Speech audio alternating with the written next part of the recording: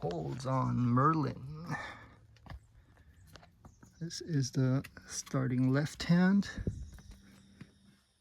and the angle of the wall is deeper than it seems in the videos because it's just at like a 45 angle for the start.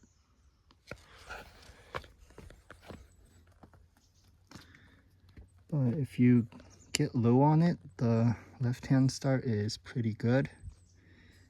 The sloping thumb here. Right hand start doesn't matter too much, but you're grabbing here onto a bit of nothing. There's the heel hook. I'm placing it right here. I don't know if anyone places it on this teeny spike, but that's what the heel hook looks like. It's pretty delicate. If you move too fast or put too much pressure on it, it's just gonna tick off. And I think this is the starting foot way down here, or you got a couple of other options down there. I used this one. I didn't really like find it. I just smeared somewhere on this part of the wall. And this is the right hand hold you're going for. It's not a super hard move. You can almost static it.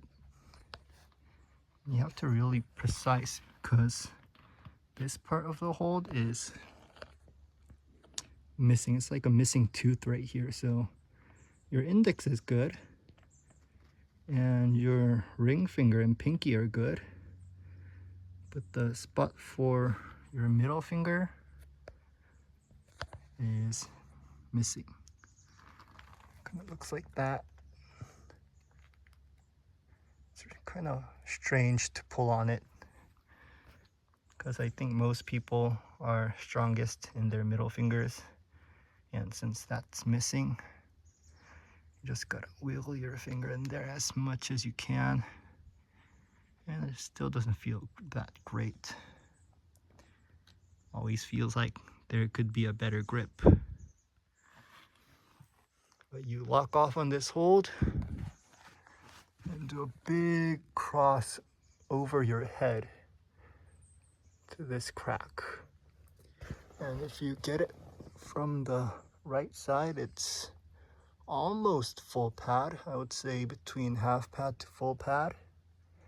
But it's really hard when you're coming from the left because you get it somehow like that kinda, and just grab the outside part of it, which makes it worse and makes it really hard to pull on.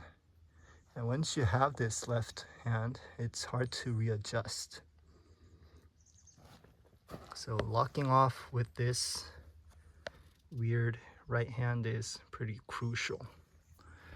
If you're doing the bump out right, here's what it looks like.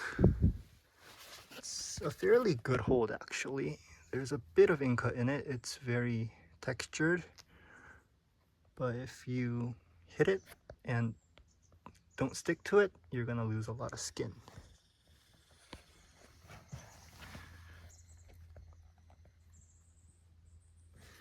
And the distance is pretty far.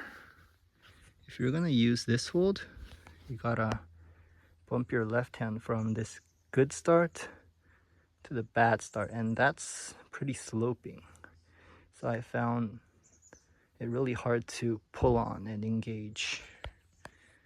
It uses a lot of shoulder strength to be able to properly hit that slowly. So I ended up using the big cross beta. I think this beta is more physically demanding, but it's way higher percentage in my opinion. Once you get the left hand crimp, I would say this is the Crux hold. You get a good smear on the big foot. I think I used somewhere up here where the little spikes are. And you kind of lock off on the left hand to go up to this dish. It's a little sloping, but the edge of it is pretty sharp and in cut, so you get a good 3-finger drag on it.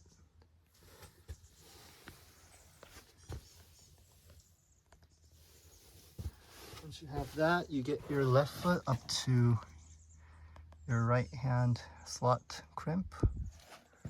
You bump up to this part here, which is worse than the crux hold, but it gives you more height if you're going to do the big jump. That holds really good. You can one arm hang it. It's not like a bucket jug, but it's a pretty decent in-cut sloping feature.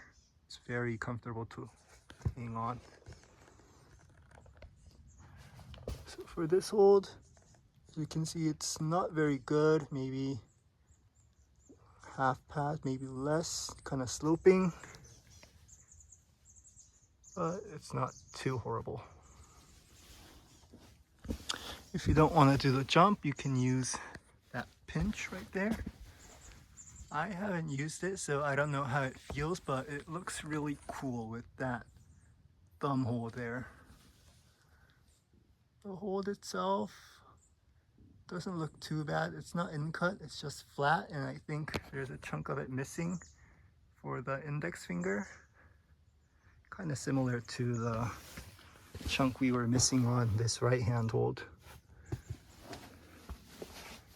But yeah, you got quite a few options for this boulder.